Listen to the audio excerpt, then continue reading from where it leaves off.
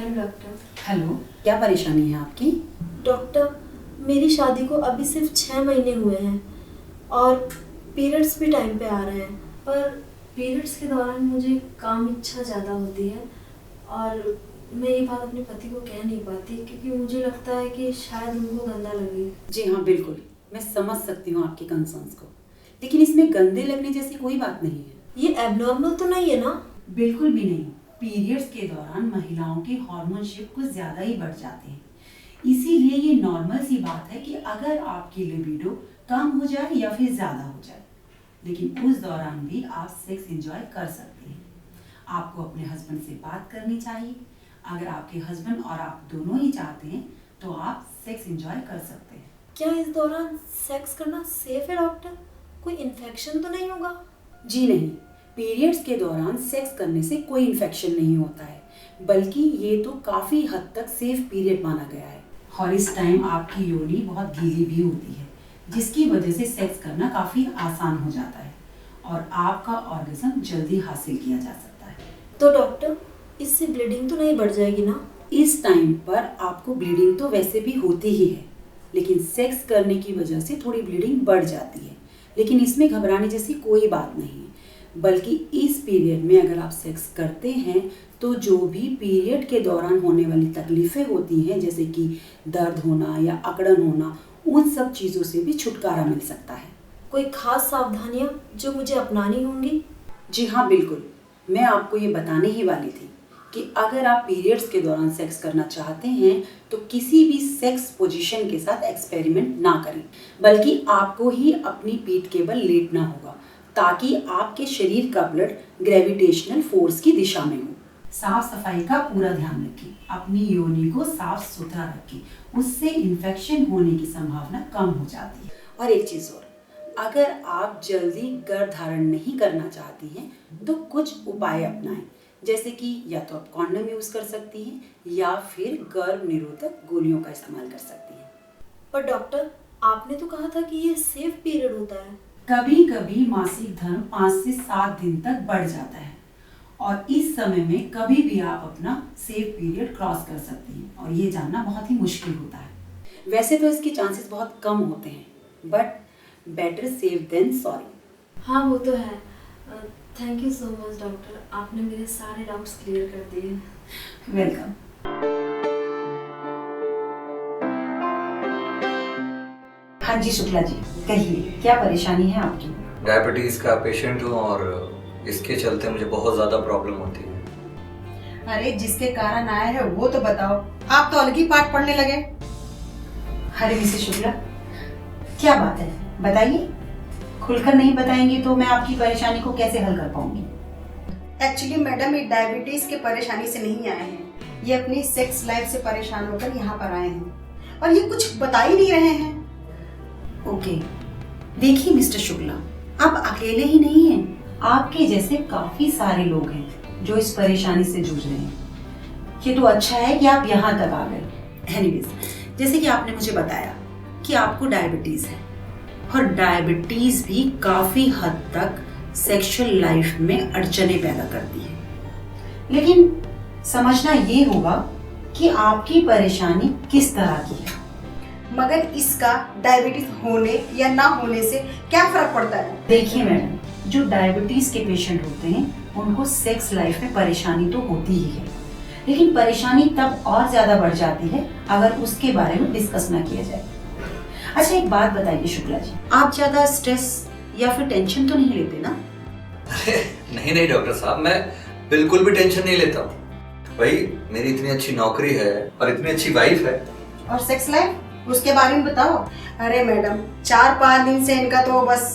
देखिए, स्ट्रेस और डिप्रेशन से भी आपकी सेक्सुअल लाइफ खराब हो जाती है और हाँ, एज के कारण, कम नींद लेने के कारण भी आपकी काम वासना में कमी आना संभव है। अगर आपकी सेक्सुअल लाइफ आपको चेंज लग रही है या फिर इंटरकोर्स में अनकंफर्टेबल महसूस हो रहा है या फिर असंभव सा महसूस होता है, तो इसमें हाई ब्लड ग्लूकोज भी हो सकता है और नर्व्स के कारण भी ये प्रॉब्लम्स होती हैं। डॉक्टर साहब, क्या ये डायबिटीज के कारण सेक्स लाइफ में सिर्फ पुरुषों को परेशानी होती है? जी नहीं, ऐसा नहीं है, बल्कि महिलाएं भी इसका शिकार होती हैं।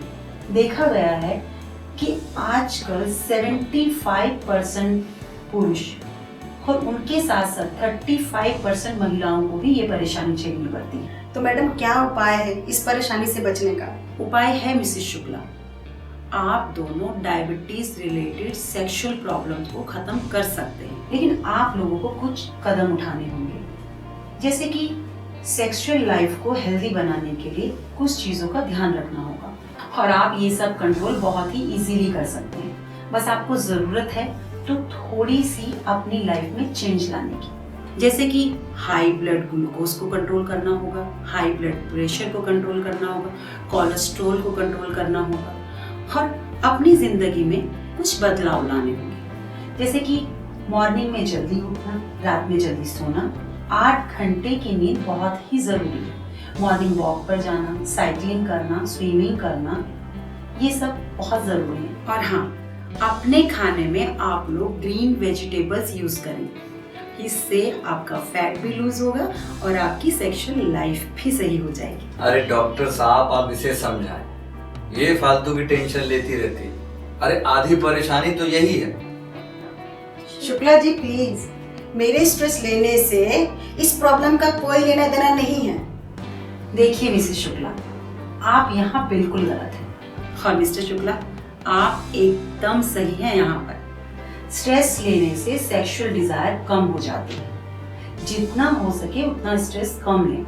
यहाँ तक कि अगर आप ज़्यादा स्ट्रेस ले रहे हैं या डिप्रेशन में हैं तो आप 10 बीमारियों को निमंत्रण दे रहे हैं। अगर कुछ हफ्तों तक सेक्स में रुचि कम रहती है तो उसका रीज़न है डिप्रेशन और टेंशन। और हाँ, हम अपनी टेंशन और डिप्रेशन को योगा और मेडिटेशन के द्वारा भी सही कर सकते हैं। वैसे तो आप लोग सब समझ ही गए होंगे, लेकिन अगर आपके मन में कुछ और भी सवाल हैं तो आप जान सकते हैं। अरे नहीं डॉक्टर साहब, आप जाके थोड़ा रिलीफ मिला है मुझे। कुछ परेशानी होगी तो फिर हम आपको परेशान करेंगे। जी जरूर। Thank you, thank you. Welcome.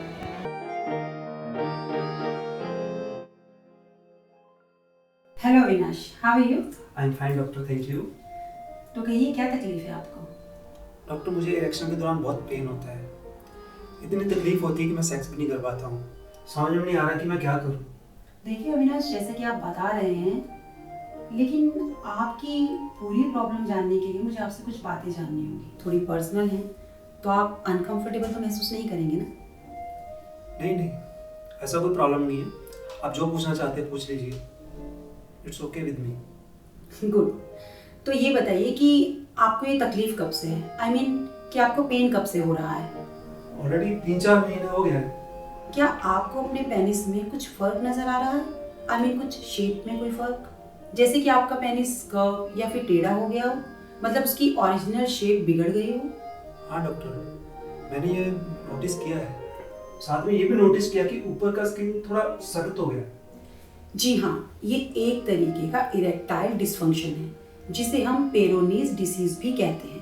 आमतौर पर तो देखा गया है कि ये पेनिस के ऊपर वाली स्किन पर ही होता है, लेकिन कभी कभी ये पेनिस के साइड में और निचले हिस्से में भी हो सकता है।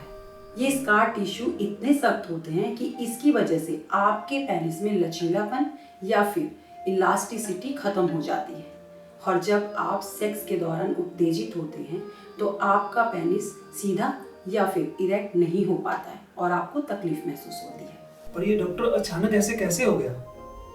क्या ये एसटीडी है? देखिए अविनाश जी, आप बिल्कुल मत घबराइए।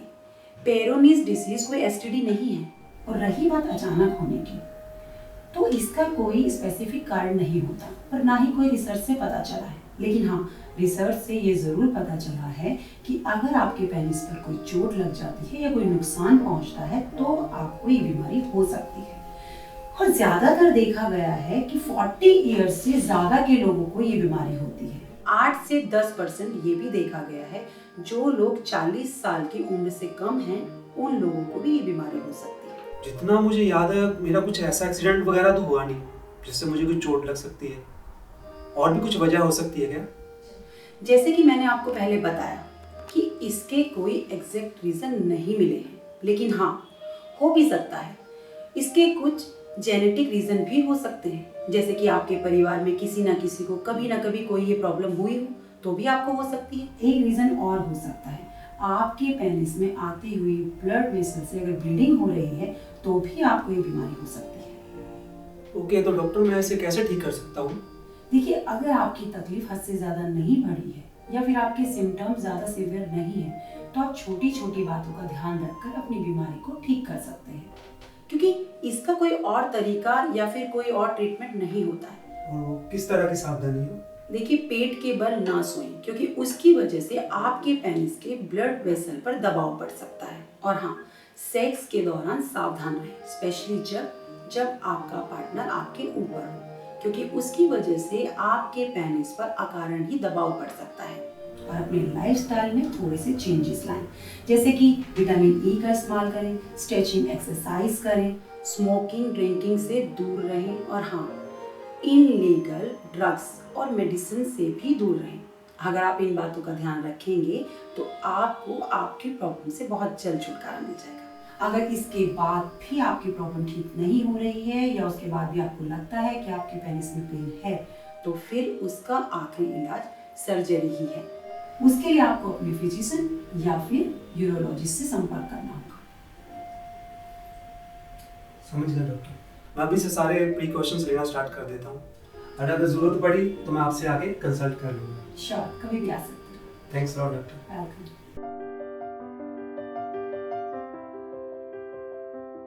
हेलो गुप्ता जी, कैसे हैं आप? बस ठीक हूँ डॉक्टर, थैंक यू। तो बताइए कि कैसे आना हुआ, क्या तकलीफ है आपको? मेरी वाइफ को लगता है कि मैं उसको इम्पोर्टेंस नहीं देता। वो चाहती है कि हम सेक्स के बाद भी थोड़ा प्यार भरी बातें करें। अरे, तो ये तो अच्छी बात है ना।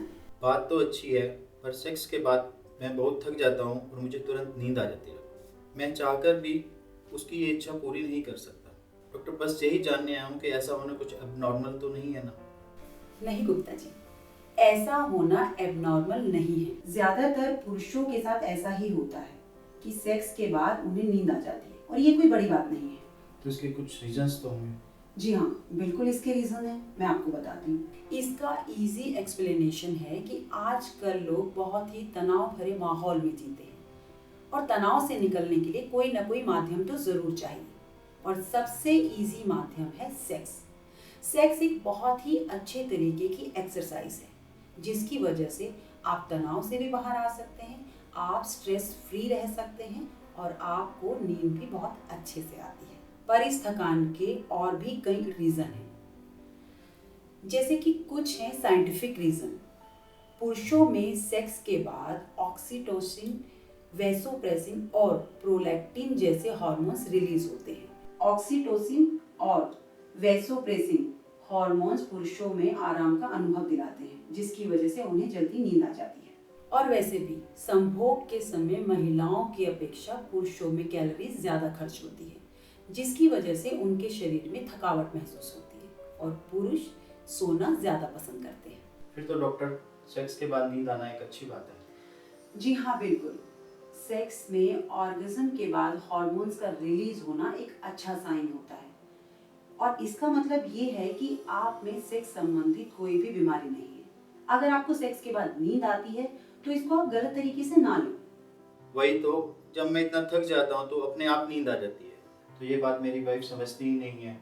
इसमें लड़ाई झगड़े की क्या बात है? बिल्कुल सही कह रहे हैं गुप्ता जी आप। मैं मानती हूँ कि सेक्स के बाद आपका शरीर आराम चाहता है, लेकिन मैं आपको बताना चाहूंगी कि ये थकावट बहुत ज़्यादा देर तक महसूस नहीं होती है, बल्कि ये थकावट सिर्फ तब तक महसूस होती है जब तक आपकी बॉडी का प्रोलैक्टिन हार्मोन्स पूरी तरीके से एक्टिव नहीं हो जाता। प्रोलैक्टिन हार्मोन्स आपकी बॉडी को री एनर्जाइज करने का काम करता है, और जिसकी वजह से पुरुष अगर चाहे तो थोड़ी देर के लिए अपनी नींद को कंट्रोल कर सकता है। और ऐसा करने के लिए आप अपना ध्यान अपनी वाइफ की तरफ लगा सकते हैं। और जैसे कि आपकी वाइफ तो चाहती ही है कि सेक्स करने के बाद आप उनसे प्यार भरी बातें करें, उन्हें अटेंशन दें, तब तक आपके शरीर की थकावट भी दूर हो जाएगी और आपकी वाइफ की शिकायत भी। पता नहीं ये पॉसिबल हो पाएगा या नहीं। देखिए गुप्ता जी, सच कहूँ तो ये डिपेंड करता है आप पर कि आपके दिमाग पर आपका कितना कंट्रोल है। अब अपनी वाइफ के लिए इतना तो कर ही सकते हैं। देखिए, अगर आप रेगुलर एक्सरसाइज करते हैं तो उसकी वजह से आपकी बॉडी भी एक्टिव रहेगी, आपको थकान भी कम महसूस होगी और आपके पूरे दिन का शेड्यूल भी पॉजिटिव नोट पर जाकर खत्म होगा। और हाँ, इसके साथ साथ अगर आप अपने खान पान पर भी ध्यान रखते हैं तो आपकी बॉडी भी फिट रहेगी, आप एक्टिव रहेंगे, आपको थकान कम महसूस होगी और फिर देखिए कि आपकी वाइफ भी खुश रहती है और आप भी कैसे फिट रहते हैं। ठीक है डॉक्टर साहब, मैं पूरी कोशिश करूंगा आपके सजेशन को फॉलो करने की। Thank you. वेलकम।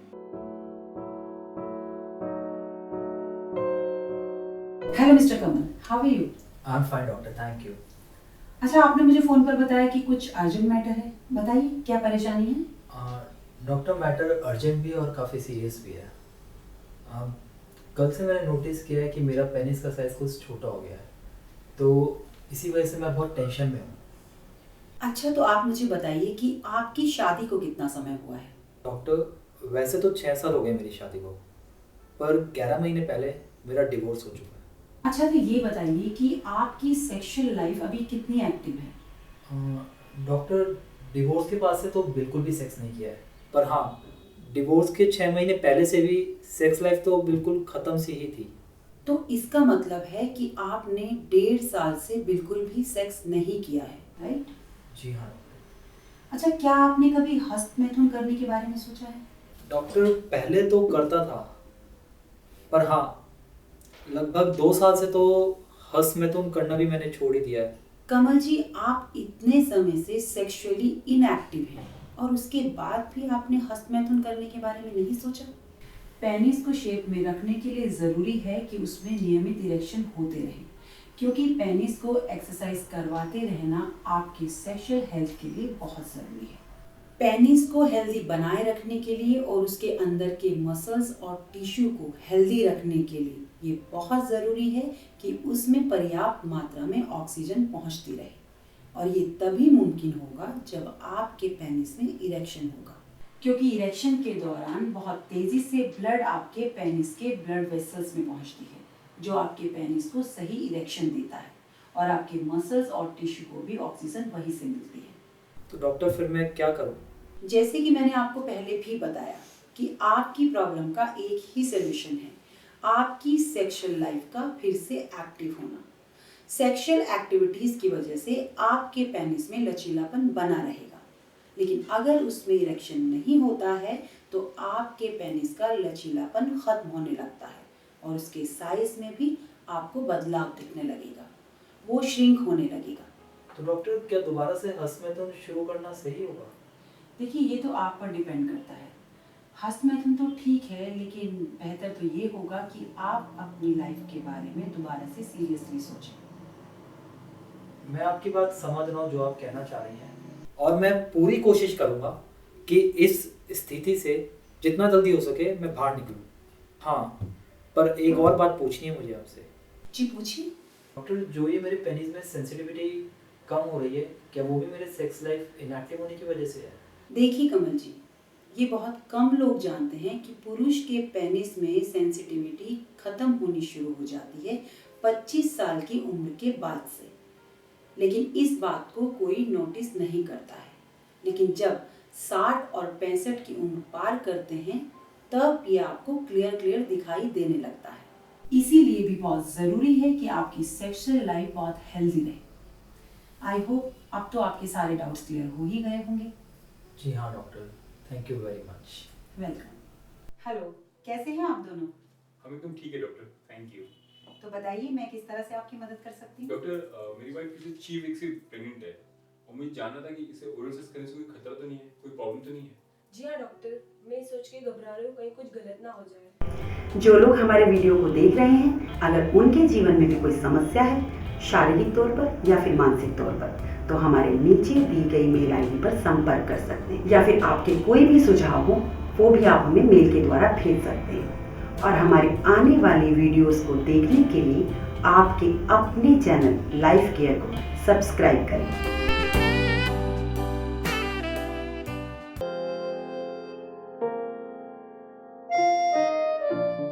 जी कहिए, क्या परेशानी है आप दोनों की? डॉक्टर साहब, परेशानी मुझे नहीं, इन्हें है। बोलो ना, क्या परेशानी है?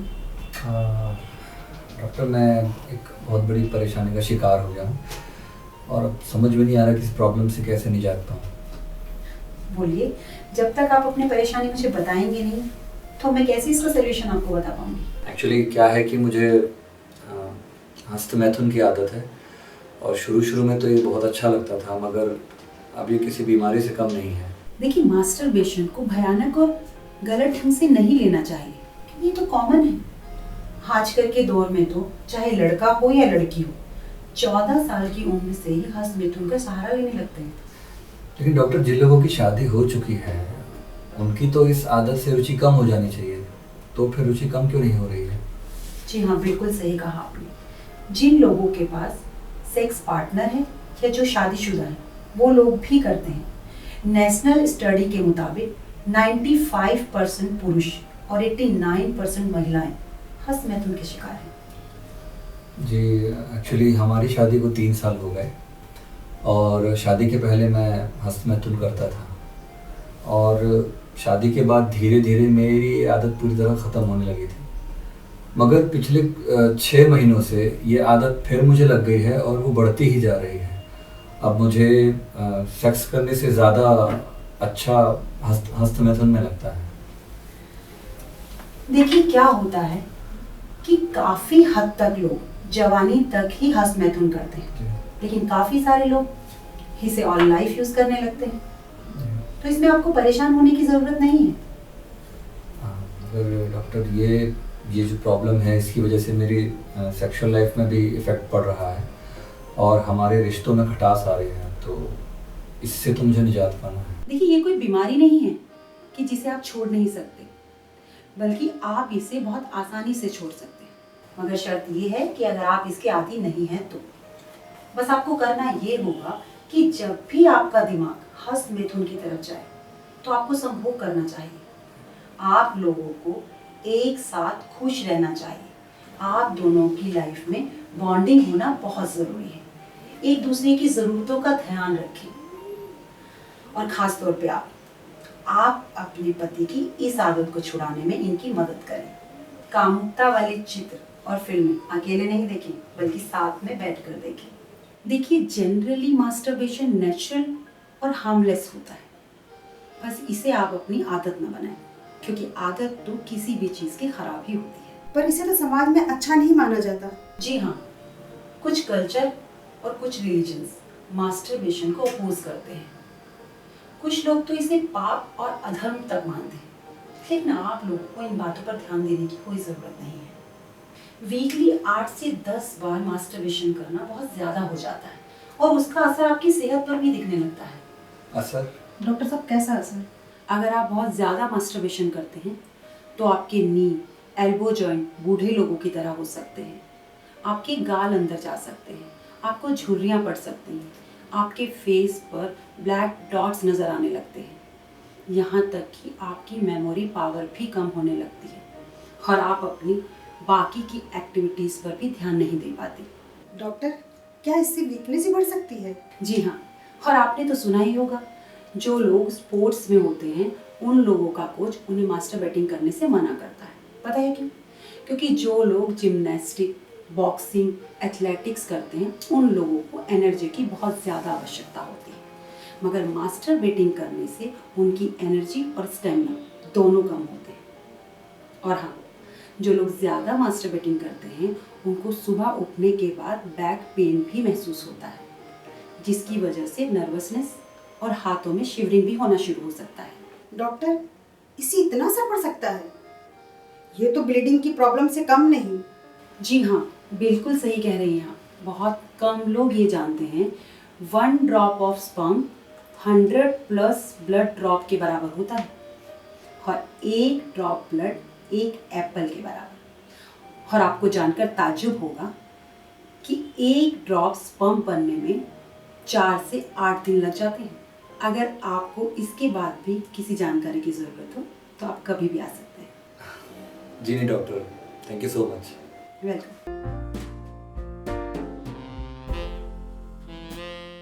Good morning, ma'am. I'm Selena.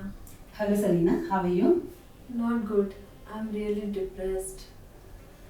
क्यों, क्या हुआ? सब ठीक है ना? डॉक्टर, वैसे तो मैं काफ़ी हेल्दी हूँ, मगर फिर भी अपने ब्रेस्ट को लेकर काफ़ी इनसिक्योरिटी से फील करती हूँ। जैसे लगता है कि जैसे मेरी लाइफ ख़त्म ही हो गई है। अच्छा, आप बताएंगे कि आपकी उम्र क्या है? जी 24। आप इतनी यंग होकर इतनी नेगेटिव बातें सोचती हैं। क्या आपके ब्रेस्ट में कोई तकलीफ है क्या? वो बात नहीं है डॉक्टर। एक्चुअली मैं पिछले 1 साल से मेरे रिलेशनशिप में हूँ। मेरा बॉयफ्रेंड काफ़ी अच्छा है, बहुत लविंग एंड केयरिंग है, बट मैंने कई बार उसको नोटिस किया है कि वो दूसरी लड़कियों के ब्रेस्ट को देखकर अट्रैक्ट होता है और ऐसा लगता है कि मेरे ब्रेस्ट छोटे हैं तो मैं उसको खुश नहीं रख पाती हूँ। जो भी आपने मुझे बताया है उससे तो मुझे यही लगता है कि आप इस बात से ज़्यादा परेशान हैं कि आपका बॉयफ्रेंड और लड़कियों की तरफ अट्रैक्ट हो रहा है और जिसकी वजह आप अपने छोटे ब्रेस्ट साइज को मानती हैं। जी हाँ। देखिए सलीना, ब्रेस्ट का बड़ा होना या छोटा होना खूबसूरती का पैमाना नहीं है, लेकिन हाँ, महिलाओं का कॉन्फिडेंस बूस्ट करने के लिए सुडौल ब्रेस्ट का होना अच्छा होता है। लेकिन अगर आपके ब्रेस्ट बड़े हैं और ढीले हैं तो ऐसे बड़े साइज का ब्रेस्ट का होना क्या फ़ायदा। लेकिन अगर आपके ब्रेस्ट छोटे हैं और फर्म हैं तो आपकी सुंदरता और कॉन्फिडेंस को बढ़ा देते हैं। लेकिन डॉक्टर, लड़के तो मोस्टली बड़े ब्रेस्ट वाली लड़कियों को ही प्रेफर करते हैं। ये आपको किसने कह दिया? किसी ने कहा नहीं डॉक्टर, पर मेरे बॉयफ्रेंड के बिहेवियर को देखकर मुझे ऐसा फील होता है। यहाँ आपकी सोच एकदम गलत है। एक अच्छे रिलेशनशिप के लिए ब्रेस्ट के साइज का बड़ा होना कोई ज़रूरी नहीं है। जैसे कि पुरुषों में पेनिस के साइज का बड़ा होना या छोटा होना कोई मैटर नहीं रखता, इसी तरीके से महिलाओं में भी ब्रेस्ट का साइज बड़ा हो या छोटा हो कोई मैटर नहीं रखता। सेक्स लाइफ को एंजॉय करने के लिए दोनों पार्टनर को एक दूसरे पर भरोसा करना चाहिए और अगर पार्टनर एक दूसरे को क्लाइमैक्स तक पहुंचने में हेल्प करते हैं या फिर एक दूसरे की इच्छा के साथ सेक्स करते हैं तो आपकी शारीरिक बनावट का कोई महत्व नहीं है। पर डॉक्टर, ये भी तो सच है कि कोई भी इंसान पहले फिजिकली अट्रैक्ट होता है, उसके बाद में सेक्स लाइफ स्टार्ट होती है। जी हाँ, बिल्कुल सही कहा आपने।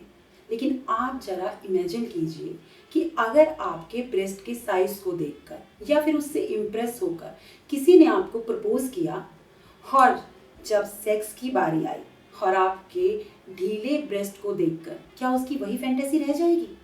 नहीं ना। तो इसलिए breast size does not matter.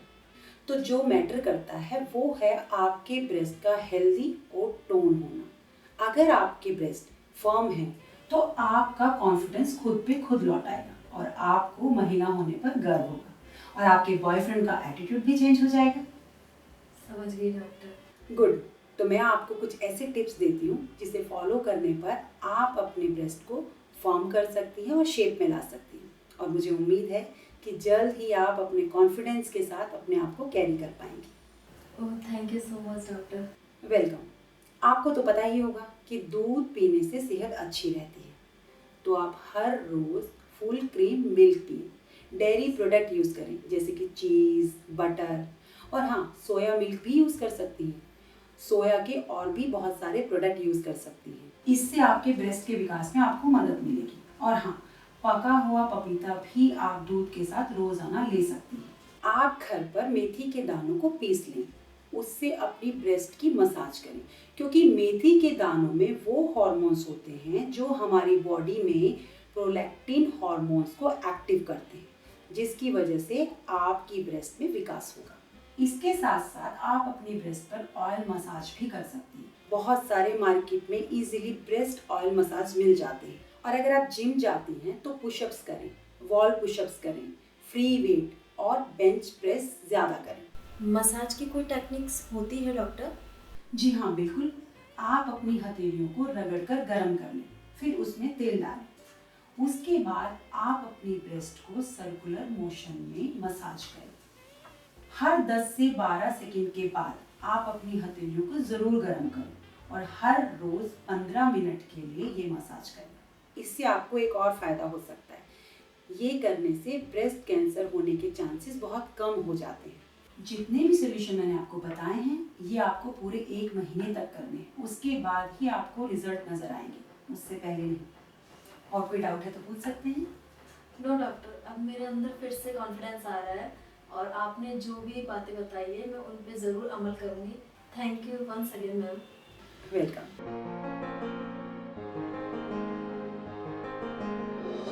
Hello doctor, I am Puneet. Hi Puneet, आप अपनी वाइफ को नहीं लेकर आए? नहीं डॉक्टर, एक्चुअली मेरे कुछ डाउट्स थे जो मैं आपसे मिलकर क्लियर करना चाह रहा था, तो इसके लिए मैं अकेला आया हूँ। डाउट्स? पूछिए, क्या जानना चाहते हैं आप? डॉक्टर, क्या ये पॉसिबल है कि महिलाएं ऑर्गेज्म का नाटक करें? You mean fake orgasm? जी हाँ, वही। हाँ, ये पॉसिबल है। डॉक्टर, मुझे लगता है कि मेरी वाइफ भी यही करती है। चरम तक नहीं पहुंचने पर भी वो इसका दिखावा करती है। मुझे समझ में नहीं आ रहा कि वो ऐसा क्यों कर रही है। पुनीत, क्या आपको पता है कि 80% महिलाएं सेक्स के दौरान ऑर्गेज्म तक नहीं पहुंच पाती हैं? ये तो मुझे पता नहीं, पर ऐसा क्यों है डॉक्टर? एक पुरुष और एक महिला के गुप्तांगों की अंदरूनी बनावट में काफी फर्क होता है। जहां एक पुरुष को चरम तक पहुंचने में 4 से 5 मिनट लगते हैं, वहीं एक महिला को चरम तक पहुंचने में बहुत ज्यादा समय लग जाता है, क्योंकि महिला को चरम तक पहुंचाने वाली जी स्पॉट को सेक्स के दौरान उत्तेजित कर पाना बहुत मुश्किल होता है। जब तक आप पारंपरिक सेक्स पोजीशन रखते हैं, तब तक एक महिला का ऑर्गेज्म ना के बराबर ही होगा। हाँ, अगर आप अपने पार्टनर को चरम तक पहुंचाना चाहते हैं तो आपको अपनी सेक्स पोजीशन के साथ एक्सपेरिमेंट करने होंगे। आपको ये जानना होगा कि आपके पार्टनर को किस पोजीशन में जल्दी से जल्दी ऑर्गेज्म हासिल होता है। अगर ऐसा था तो फिर मेरी वाइफ को मेरे को खुलकर बताना चाहिए था। ऐसे झूठे दिखावे से क्या फायदा? देखिए पुनीत, यहाँ आप बिल्कुल गलत बात कर रहे हैं। कोई भी महिला बिना किसी वजह के झूठा दिखावा नहीं करती है। इसके पीछे भी कहीं ना कोई वजह जरूर होगी। देखिए, जैसे कि मैंने आपको पहले भी बताया है कि ऑर्गेज्म हासिल करना थोड़ा मुश्किल होता है, और अगर एक महिला को ये लगता है कि उसका पार्टनर उसे खुश करने की कोशिश कर रहा है या फिर उसे सेटिस्फाई करने की कोशिश कर रहा है, तो वो उसका मूड खराब करना नहीं चाहती, ये बोलकर कि वो चरम तक नहीं पहुंच पा रही है। कई बार तो वो डर और संकोच की वजह से नहीं बोल पाती है, खास करके भारतीय महिलाएं। उनको लगता है कि मेरे ईगो को चोट ना पहुंचे, इसलिए वो झूठा दिखावा करना ज्यादा सही समझती है। एक और भी रीजन हो सकता है, महिला का मूड में ना होना। अगर महिला सेक्स के मूड में नहीं है तो वो इस क्रिया को जल्द से जल्द खत्म करना चाहती है, चाहे उसे इसके लिए थोड़ा सा नाटक क्यों ना करना पड़े।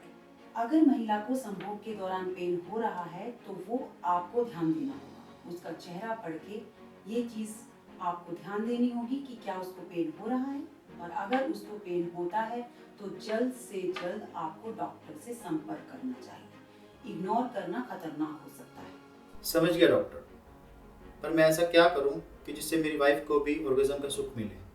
आप अपनी वाइफ को सेक्स पोजीशन चेंज करने का चांस दें, जिससे उन्हें पता चलेगा कि किस पोजीशन में उनके जी स्पॉट में उत्तेजना पैदा होती है, और अगर उनको पता चलता है तो उसी पोजीशन में आप सेक्स करें। जी स्पॉट के अलावा क्लिटरिस में घर्षण से भी महिलाओं का ऑर्गेज्म हासिल किया जा सकता है। क्लिटरिस को हम हिंदी में भगानपुर भी कहते हैं। क्लिटरिस से ऑर्गेज्म बहुत जल्दी हासिल किया जा सकता है, तो इसके लिए आप फोर प्ले के दौरान इस बात का जरूर ध्यान रखें। आप अपनी वाइफ के साथ इस विषय में बात करें और उनसे पूछें कि उनको क्या चाहिए।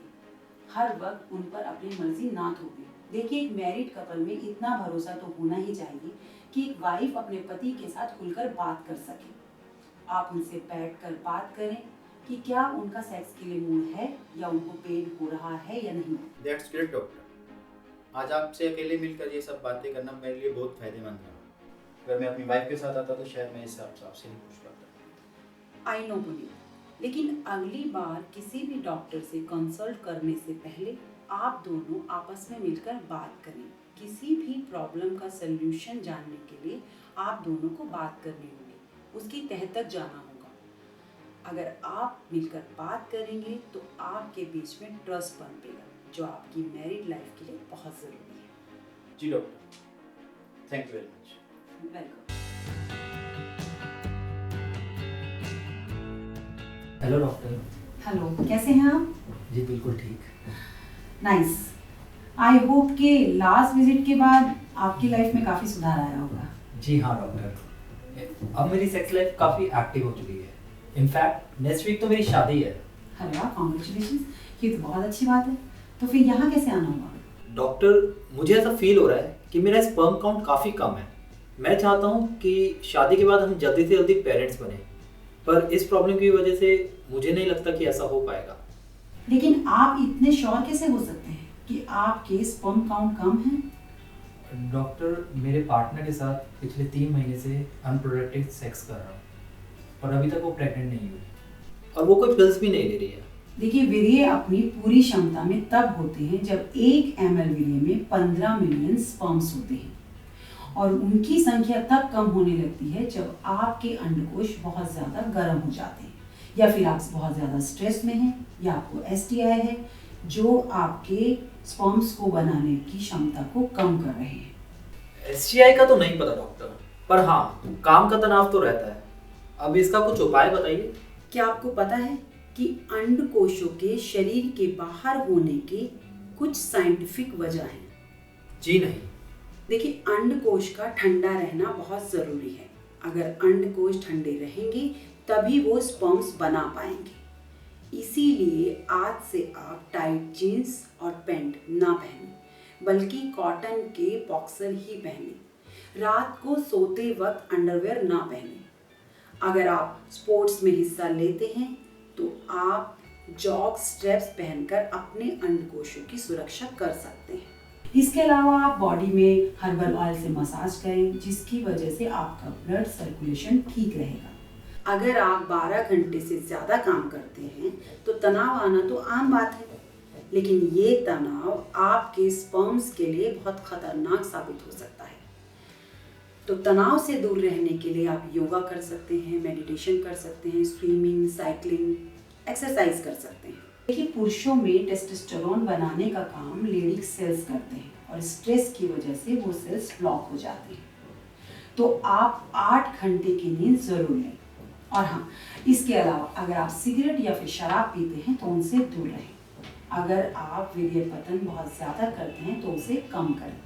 डॉक्टर, ये वीर्य पतन कैसे कम करूं? अगर आप रेगुलरली हस्त मैथुन करते हैं या फिर हर रोज सेक्स करते हैं तो उसे कम करें, क्योंकि आपके स्पर्म्स वैसे भी बहुत कम हैं। तो आप उनको संभाल कर रखें, ना कि हर एक इजैक्यूलेशन के साथ उन्हें बहा दें, बल्कि हफ्ते में 2 या 3 बार सेक्स करना हेल्दी माना जाता है। और हाँ, STI की जांच भी ज़रूर करवा लें। समझ गया डॉक्टर। इसके अलावा और कुछ? जी हाँ, आप अपनी डाइट पर ज़रूर ध्यान दें, जैसे कि कम फैट और हाई प्रोटीन वाली चीज़ें आपको हेल्प करेंगी, जैसे मांस, मछली, अंडा, फ्रूट्स, वेजिटेबल्स, ये सब आप ज़रूर खाएं। और हाँ, ड्राई फ्रूट्स भी ज़रूर लें। एक और ज़रूरी बात का ध्यान रखें, सोया प्रोडक्ट और हाई फ्रक्टोज कॉर्न सिरप से दूर रहें, क्योंकि सोया प्रोडक्ट महिलाओं के लिए तो अच्छा है, लेकिन वहीं इसके एस्ट्रोजेनिक इफेक्ट आपके स्पर्म के लिए अच्छे नहीं होते। हाई फ्रक्टोज कॉर्न सिरप आपकी इंसुलिन रेजिस्टेंस को भी बढ़ाता है, जो आपकी फर्टिलिटी को कम करता है। कोला से भी दूर रहें। और हाँ, इसके अलावा एक और ज़रूरी बात, आप अपने वेट को मेंटेन करके रखें। किसी भी केमिकल्स या फिर रेडिएशन से दूर रहें। फिर देखिए कि आपके सिचुएशन में कैसे फ़र्क पड़ता है। लेकिन अगर उसके बाद भी आप पिता नहीं बन पाते हैं तो जल्द से जल्द किसी फर्टिलिटी क्लिनिक में जाके अपनी जांच कराएं। ओके डॉक्टर, मैं समझ गया। Thank you for your time. Most welcome. Hello, कैसे हैं आप दोनों? हम एकदम ठीक है डॉक्टर, थैंक यू। तो बताइए, मैं किस तरह से आपकी मदद कर सकती हूँ? डॉक्टर, मेरी वाइफ पिछले 6 वीक से प्रेग्नेंट है और मुझे जानना था कि इसे ओरल सेक्स करने से कोई खतरा तो नहीं है, कोई प्रॉब्लम तो नहीं है?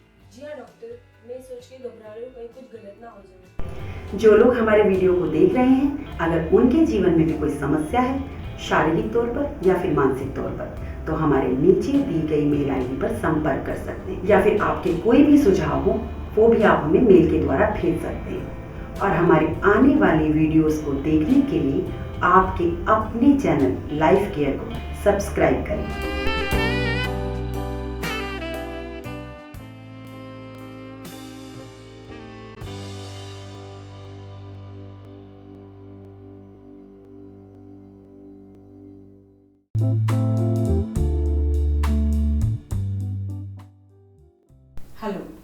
husband and wife, right? Yes, she is my wife Tanuja Mishra. And आप है राघव। अरे वाह, बहुत अच्छी केमिस्ट्री दिख रही है आप दोनों में। ऐसा बहुत कम देखने को मिलता है। लगता है लव मैरिज भी है। जी नहीं डॉक्टर, अरेंज मैरिज है। अरे वाह, आपने तो मुझे भी कंफ्यूज कर दिया।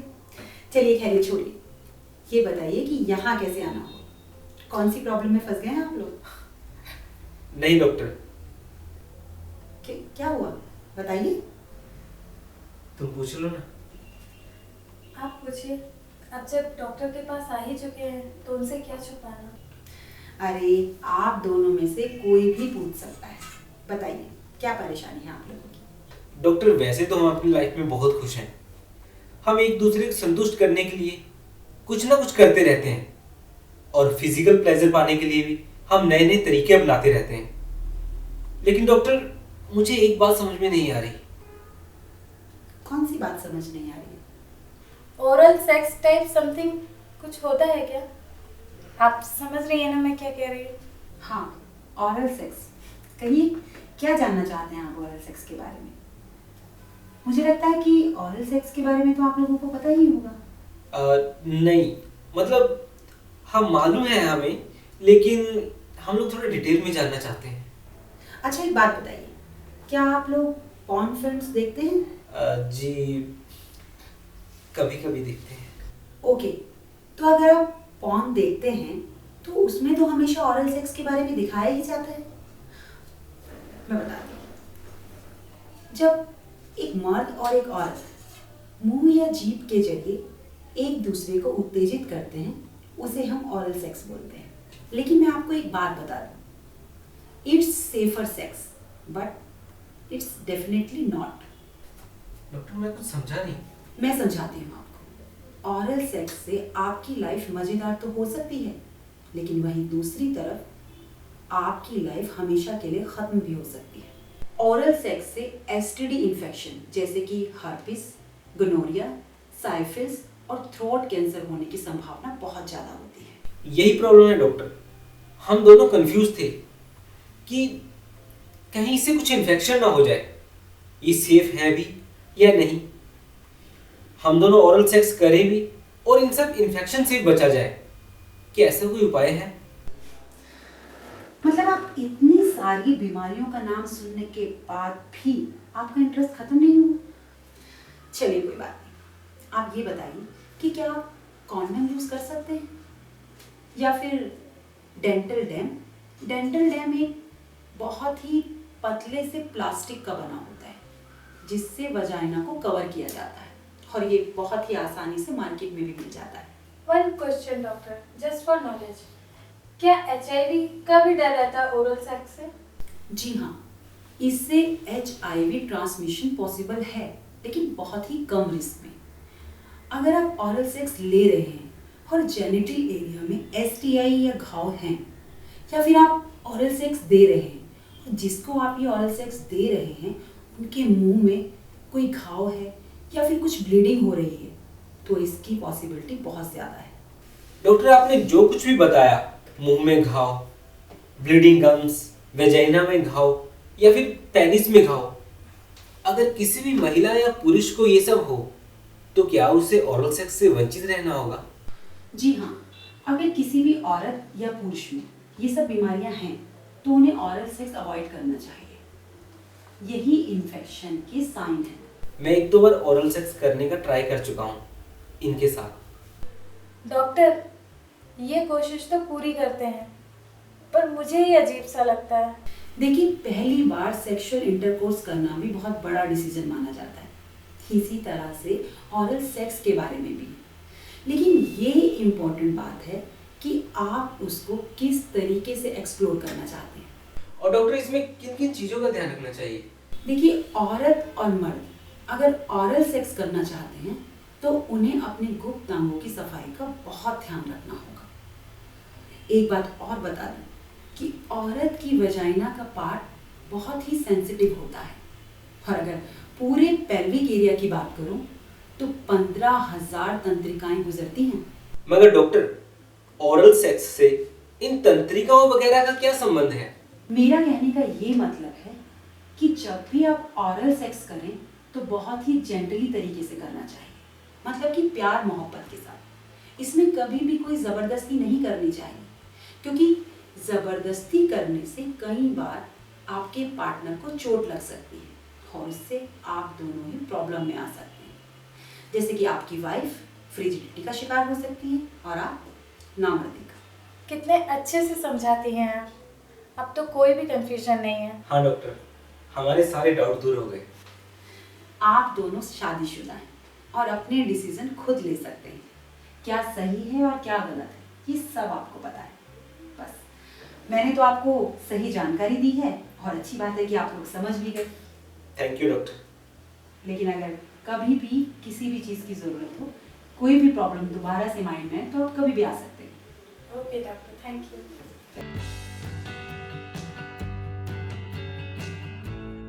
डॉक्टर, मैं आईटी कंपनी में सॉफ्टवेयर इंजीनियर हूँ और अभी कुछ दिनों से मेरी हालत इतनी ज़्यादा ख़राब हो चुकी है कि कुछ भी काम करने का मन नहीं करता है।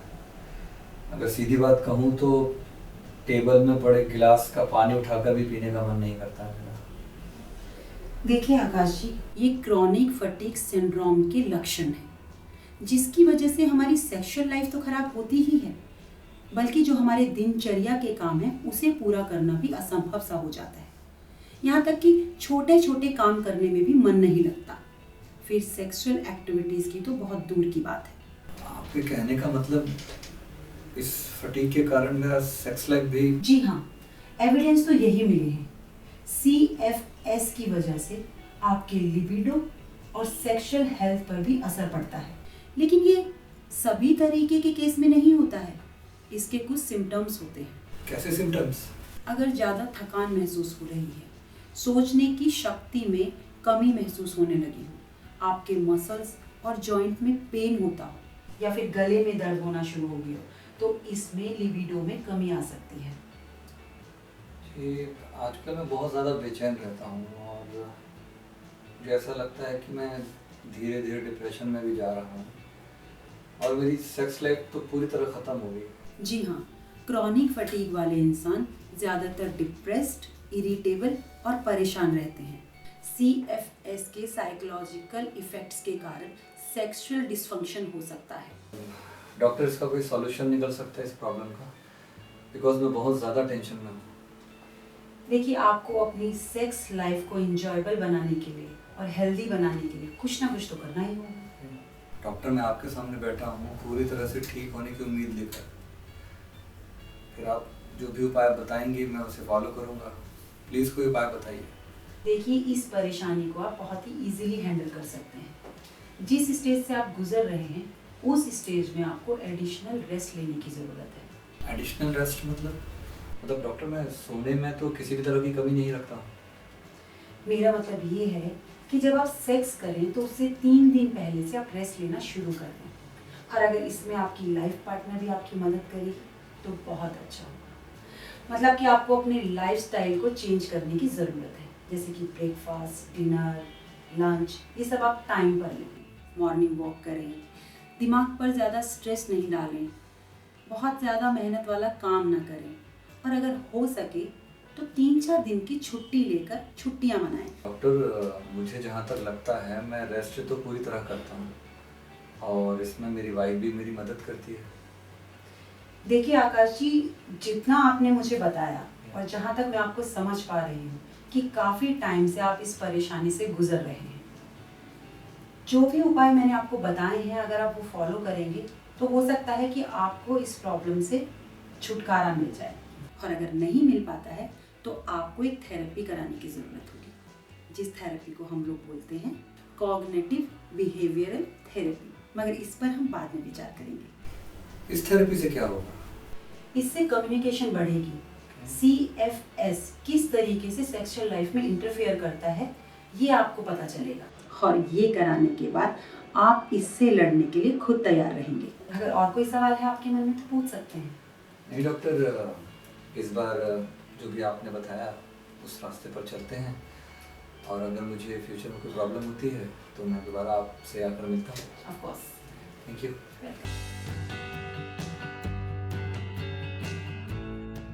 Hello doctor. हेलो, कैसे हैं आप? बस ठीक हूँ डॉक्टर। तो कहिए क्या परेशानी है आपको? डॉक्टर, मैं बिल्कुल भी सेक्स नहीं कर पाता हूँ। मेरी वाइफ का कहना है कि मैं जज नहीं कर पाता हूँ और सेक्स के वक्त काफ़ी थक जाता हूँ, इरेक्शन ठीक से हो नहीं पाता हूँ, तो मूड बनाने के लिए मैं ड्रिंक करता हूँ। अच्छा, तो आप शराब पीते हैं? जी हाँ डॉक्टर। देखिए, आपकी प्रॉब्लम की वजह तो आपको खुद ही मालूम है, अल्कोहल। बट अल्कोहल तो मूड बनाने के लिए होता है, उससे सेक्सुअल से लाइफ से क्या कनेक्शन है? अच्छा, पहले तो आप मुझे ये बताइए कि आप कितनी शराब पीते हैं? मैं तो रोज़ ही शराब पीता हूँ और हर रात शराब पीता हूँ। मुझे ये भी पता है ये अच्छा नहीं है, लेकिन अब तो मेरी आदत हो चुकी है। शायद आप नहीं जानते हैं कि शराब इंसान की सेक्स लाइफ को ख़त्म करने की ताकत रखती है। अगर आप एक ग्लास बियर पीते हैं या फिर एक पैक वाइन पीते हैं या कॉकटेल पीते हैं, तो वो आपके लिए ख़तरनाक नहीं है।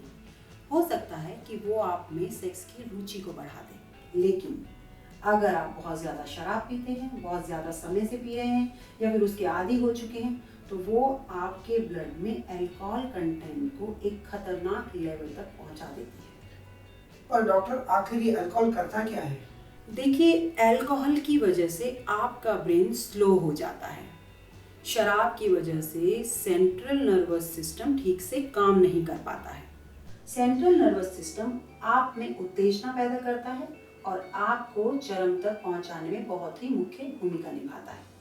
और इसके अलावा सेंट्रल नर्वस सिस्टम आपके रेस्पिरेशन, सर्कुलेशन और नसों में सेंसिटिविटी भी पैदा करता है, जो शराब की वजह से इस पर काफ़ी इफेक्ट पड़ता है।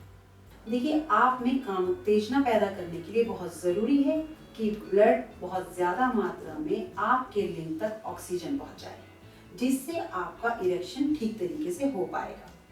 लेकिन अल्कोहल की वजह से आपका शरीर डिहाइड्रेट हो जाता है और लिक्विड की कमी की वजह से या फिर सुस्त नर्वस सिस्टम की वजह से आप ठीक से परफॉर्म नहीं कर पाते हैं और साथ ही साथ आपको इरेक्टाइल डिस्फंक्शन भी हो जाता है। डॉक्टर, इरेक्टाइल डिस्फंक्शन वो क्यों होगा? देखिए, अल्कोहलिज्म की वजह से आपके शरीर में डिहाइड्रेशन हो जाती है, जिससे आपके शरीर में ब्लड की कमी भी हो जाती है और एंजियोटेंसिन हार्मोन्स बढ़ जाता है, जो पुरुषों में इरेक्टाइल डिस्फंक्शन के लिए जिम्मेदार है। एक बात और बता देना चाहती हूँ मैं आपको, अगर आप बहुत समय से शराब पी रहे हैं या फिर बहुत ज़्यादा शराब पीते हैं, आप शराब के आदी हो चुके हैं, तो वो आपके ऑर्गेज्म में भी परेशानी खड़ी कर सकता है। आई सी। तो स्मोकिंग के भी कुछ साइड इफेक्ट होते हैं? आई मीन लंग कैंसर के अलावा और कुछ? जी हाँ, बिल्कुल। स्मोकिंग की वजह से आपके कार्डियोवैस्कुलर सिस्टम में काफ़ी इफेक्ट पड़ता है। जैसे कि मैंने आपको पहले भी बताया कि इरेक्शन होने के लिए आप में ब्लड के साथ साथ आपके लिंग में पर्याप्त मात्रा में ऑक्सीजन पहुंचना बहुत ज़रूरी है, जो स्मोकिंग की वजह से नहीं पहुंच पाती है। आपके सर्कुलेटरी सिस्टम, जो ऑक्सीजन पहुंचाने का काम करता है, उसकी क्षमता को भी काफ़ी नुकसान पहुंचता है और आपके लिबिडो में भी कमी आ जाती है। डॉक्टर, मैं इसे छुटकारा कैसे पाऊँ? देखिए, छुटकारा पाने के लिए आपको खुद पहल करनी होगी। आपको एक स्ट्रॉन्ग डिसीजन लेना होगा कि आपको सिगरेट और शराब से दूर रहना है। कुछ विड्रॉल सिम्टम्स भी होंगे, लेकिन आपको कुछ एक्टिविटीज़ में खुद को झोंकना होगा, जिससे आप विड्रॉल सिम्टम्स का सामना कर सकें। अपनी वाइफ के साथ बैठकर कुछ डिसीजन लीजिए। इसके अलावा आप yoga, meditation, morning walk, vegetarian diets, ये सब करके आप इसे छोड़ने की शुरुआत कर सकते हैं। लेकिन अगर आपको लगता है कि आप नहीं कर पा रहे हैं, तो रिहैबिलिटेशन सेंटर जा सकते हैं। आई होप कि आप इन बुरी आदतों से जल्द बाहर आ जाएंगे और एक खुशहाल जिंदगी जिएंगे। जी हाँ डॉक्टर, मैं आपकी हर बात फॉलो करूँगा और पूरी कोशिश करूँगा इससे बाहर आने की। Thank you. Welcome, all the best. क्या परेशानी है आपकी? डॉक्टर, मेरी कुछ दिन पहले शादी हुई और मुझे ऐसा लगता है कि मैं बहुत थकी कभी कभी मुझे फीवर भी रहता है और कभी भी मुझे पीरियड आ जाता है। मुझे कुछ समझ में नहीं आ रहा था मैं क्या करूं, इसलिए मैं आपके पास आई हूँ। देखिए, अगर पीरियड्स के बीच में ब्लीडिंग हो रही है तो इसे हम रक्त प्रदर कहते हैं, जिसे इंग्लिश में हम इंटर मेंस्ट्रुअल ब्लीडिंग कहते हैं, जिसे IMB भी कहा जाता है। डॉक्टर कहीं ये खतरनाक तो नहीं है ना? कुछ सिम्टम्स के इलाज किए जा सकते हैं, मगर कुछ गंभीर भी हो सकते हैं। अगर आपको लग रहा है कि पीरियड्स के बीच में ज़्यादा ब्लीडिंग हो रही है तो आपको जल्द से जल्द डॉक्टर से संपर्क करना चाहिए, जैसा कि आपने किया। डॉक्टर, इसकी कोई वजह तो होगी? जी हाँ, बिल्कुल हो सकती है। गर्भाशय की वृद्धि की वजह से भी ब्लीडिंग हो सकती है, या फिर आप ज़्यादा स्ट्रेस ले रही हैं उसकी वजह से भी हो सकती है, या फिर आप कोई टैबलेट, कोई दवाई ले रही हैं उसका रिएक्शन की वजह से भी हो सकती है, या फिर कभी मिसकैरेज होने की वजह से भी हो सकती है। योनि में सूखापन होने की वजह से भी ब्लीडिंग हो सकती है। और हाँ, कभी कभी हार्मोनल इम्बैलेंस की वजह से भी ब्लीडिंग होती है। लेकिन इसका सबसे बड़ा रीज़न होता है कैंसर। कैंसर होने की स्थिति में भी ब्लीडिंग ज़्यादा होने की संभावना हो जाती है। डॉक्टर, किस टाइम पे ब्लीडिंग होना नॉर्मल होता है? जैसे कि आप जानते ही होंगे, औसत जग 21 से 35 दिनों का होता है। अगर नॉर्मल वजाइनल ब्लीडिंग हो रही है तो ये नॉर्मल पीरियड्स ही हैं। अगर डेट ऊपर नीचे हो जाती है तो इसमें कोई प्रॉब्लम नहीं है। अगर आपको पीरियड्स की डेट के बाहर ब्लीडिंग हो रही है तो ये एबनॉर्मल हो सकता है, जैसे कि मैंने अभी आपको बताया कि इससे क्या क्या परेशानियां हो सकती हैं। डॉक्टर, मैं कभी कभी गर्भ निरोधक गोलियां भी लेती हूँ, कहीं इसकी वजह से तो नहीं? ये भी एक वजह हो सकती है। सिर्फ गर्भ निरोधक गोलियां ही नहीं, अगर आप गर्भ निरोधक उपकरण या फिर पैचिस यूज़ करती हैं, इससे भी ब्लीडिंग होने की संभावना है।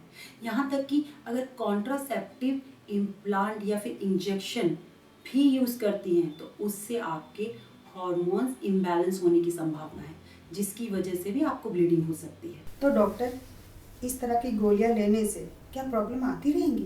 देखिए, ये देखा गया है कि किसी भी तरह की गर्भ निरोधक गोलियां लेने से शुरुआत के 3 महीनों में ब्लीडिंग होना स्वाभाविक है। और हाँ, प्रेगनेंसी कॉम्प्लिकेशन की वजह से भी ये समस्या आना स्वाभाविक है। तो कोई इससे इन्फेक्शन हो सकता है क्या?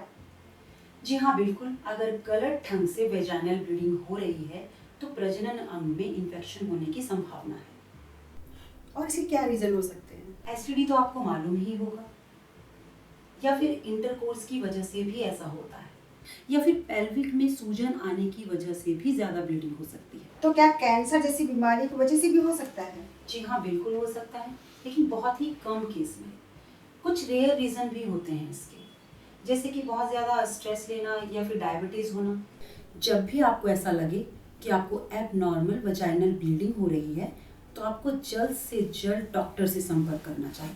और अगर ब्लीडिंग के साथ साथ आपको दर्द भी महसूस हो रहा है, जैसे कि सर दर्द, चक्कर आना, वीकनेस, बुखार, तो आपको इमरजेंसी मेडिकल केयर की ज़रूरत है। तो इसे रोकने के लिए क्या कर सकते हैं? हो सकता है कि ब्लीडिंग को रोका ना जा सके, लेकिन हाँ, कुछ मामलों में उपाय किए जा सकते हैं, जैसे कि healthy lifestyle, healthy food. Overweight की वजह से भी एबनॉर्मल पीरियड्स होना स्वाभाविक है। इसके लिए आप रेगुलर एक्सरसाइज करें, ज़्यादा स्ट्रेस ना लें। थैंक्स डॉक्टर, आज बहुत कुछ जानने को मिला। Welcome. Good morning doctor. Good morning. कहिए, मैं आपकी कैसे मदद कर सकती हूँ? डॉक्टर, आजकल बहुत ज़्यादा स्ट्रेस में रहने लगा हूँ मैं, और इसका असर जो है वो मेरे काम में भी दिखने लगा है। और जब घर जाता हूँ तो वाइफ के साथ भी। ये स्ट्रेस बहुत ही खतरनाक होता है। इसका असर आपके शरीर पर, आपकी पर्सनल लाइफ यानी कि रिलेशनशिप पर भी हो सकता है, और कभी कभी तो इसका इतना असर होता है कि आप सोच भी नहीं सकते। तो इससे निजात पाने का कोई सरल उपाय? एक्चुअली काम के बिजी शेड्यूल की वजह से मैं अपने दोस्तों से भी नहीं मिल पाता हूँ। स्ट्रेस से निजात पाने का एक बहुत ही सरल उपाय है, संभोग। व्हाट? संभोग? संभोग का स्ट्रेस से क्या लेना देना डॉक्टर? चौंकी मत, मैंने संभोग ही बोला है। सेक्स एंडोर्फिन्स और अन्य हार्मोन्स को रिलीज करने में मदद करता है और आपके मूड को भी एलिवेट करता है। मगर डॉक्टर, जब संभोग से रुचि ही खत्म हो जाए तो फिर? अब आए ना आप सही पॉइंट पे। बस मैं यही जानना चाहती थी कि आप संभोग में रुचि ले रहे हैं या नहीं। तो क्या ये बहुत बड़ी प्रॉब्लम है?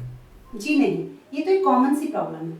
आप लोगों के दिमाग में ऑफिस का इतना प्रेशर होना या फिर अपने कलीग या बॉस के साथ अनबन हो जाना, तो उन सब चीज़ों को आप अपने दिमाग में बसा कर रखते हो और उसकी वजह से आप लोग अपना दिमाग कहीं और लगा ही नहीं पाते। बस यहीं से शुरू होती है इरेक्शन प्रॉब्लम और इसी की वजह से आप संभोग में रुचि नहीं ले पाते या फिर यूं कह लीजिए कि आप परफॉर्म नहीं कर पाते और उसके बाद अगर आप दोबारा कोशिश करते भी हैं तो सफल नहीं हो पाते। इसे हमारी मेडिकल लैंग्वेज में बोलते हैं इरेक्टाइल डिसफंक्शन। इरेक्टाइल डिसफंक्शन, जी हाँ, शायद मुझे यही प्रॉब्लम हो रही है क्योंकि आपने जो भी सिम्टम्स बताए हैं वो सब मेरे साथ हो रहा है doctor. Sexual activities involuntary nervous system के कंट्रोल में रहती है, लेकिन अगर आप स्ट्रेस में होते हो तो ब्लड वेसल डायलेट नहीं हो पाती। स्ट्रेस हमेशा सीधे ढंग से मेटाबॉलिज्म पर असर करती है, जिसकी वजह से आप कभी कभी थका हुआ महसूस करते हैं, सुस्त महसूस करते हैं या फिर बेवजह वेट बढ़ना। और वेट बढ़ने का मतलब है सीधे सीधे बीमारियों को आमंत्रण करना। एक्चुअली डॉक्टर, मैं जब भी बहुत ज़्यादा स्ट्रेस में रहता हूँ तो मैं अल्कोहल कंज्यूम करता हूँ, तो कुछ हद तक स्ट्रेस तो कम हो जाता है मगर सेक्सुअल लाइफ में कोई इफेक्ट नहीं पड़ रहा है डॉक्टर। पहले तो आप ये अच्छी तरीके से जान लीजिए कि जब मर्द लोग ज़्यादा ड्रिंक कर लेते हैं तो उसकी वजह से इरेक्शन में परेशानी होने लगती है और अल्कोहल हमें डिहाइड्रेट भी करता है। डॉक्टर, मैंने कहीं पढ़ा है कि स्ट्रेस की वजह से हार्मोन्स लेवल्स में बहुत ज़्यादा कमी आ जाती है, क्या ये सच है? जी हाँ, बिल्कुल सही पढ़ा है आपने और आप में भी कहीं ना कहीं हार्मोन्स की ही कमी है। लेकिन आप अकेले ही इस परेशानी से परेशान नहीं हैं, आपके जैसे बहुत सारे लोग हैं जो इस परेशानी से जूझ रहे हैं। स्ट्रेसफुल जॉब और लंबे समय तक काम करने की वजह से decrease sex drive common complaint है। लेकिन आप घबराइएगा नहीं, कुछ चीज़ों को अगर आप अपनी ज़िंदगी में शामिल करते हैं तो बहुत जल्दी आप इस प्रॉब्लम से निजात पा सकते हैं। जैसे प्रॉपर डाइट लेना, प्रॉपर नींद लेना, न्यूट्रिशन, ये सब चीज़ें आपको ये परेशानी से निजात पाने में हेल्प करेंगी। ठीक है, आप उपाय बताएं, मैं ज़रूर उनको अपनी जीवन शैली में शामिल करने की कोशिश करूँगा। देखिए, स्ट्रेस मैनेजमेंट टेक्निक से आप अपनी इस परेशानी से निजात पा सकते हैं। बल्कि मैं तो ये कहूँगी कि हर किसी को ये टेक्निक यूज़ करनी चाहिए और इसमें ज़्यादा कुछ नहीं है। Normal exercise, meditation, deep breathing, बस यही सब शामिल करना है आपको। ये तो समझ में आ गया डॉक्टर, लेकिन आप भी जानते हो कि इतने ज़्यादा प्रेशर में रह पाना बहुत ज़्यादा मुश्किल होता है और ऊपर से अपनी वाइफ को खुश करना भी बहुत ज़रूरी है। जी हाँ, बिल्कुल सही कहा आपने। स्ट्रेस की वजह से हम लोग अपने बाकी काम तो नहीं छोड़ सकते ना। कई बार तो स्ट्रेस की वजह से हम लोग पूरी पूरी रात जागते हैं या फिर संभोग के लिए इंतज़ार करते रहते हैं। इसकी बजाय हम लोग अल्टरनेट टाइम ढूंढें। हाँ, अगर आप बहुत ज़्यादा थके हुए हैं तो आपका सोने का मन कर रहा है तो आप आराम से जाकर सो जाएं, जिसकी वजह से आपकी बॉडी रिलैक्स फील करेगी। जब आपका और आपके पार्टनर का मन हो तभी संभोग करें। इसकी वजह से आपका शरीर भी बहुत रिलैक्स फील करेगा और आप अपनी ज़िंदगी को आरामदायक बनाएं और अपने हेक्टिक शेड्यूल से निकलने की कोशिश करें। Thank you so much doctor, आपने मुझे जो भी सुझाव दिए हैं मैं ज़रूर उसको अपनी दिनचर्या में शामिल करूँगा। बहुत बहुत शुक्रिया आपका। वेलकम। कभी भी कोई और भी प्रॉब्लम हो तो आप मेरे पास कभी भी आ सकते हैं। जी बिल्कुल doctor, thank you so much.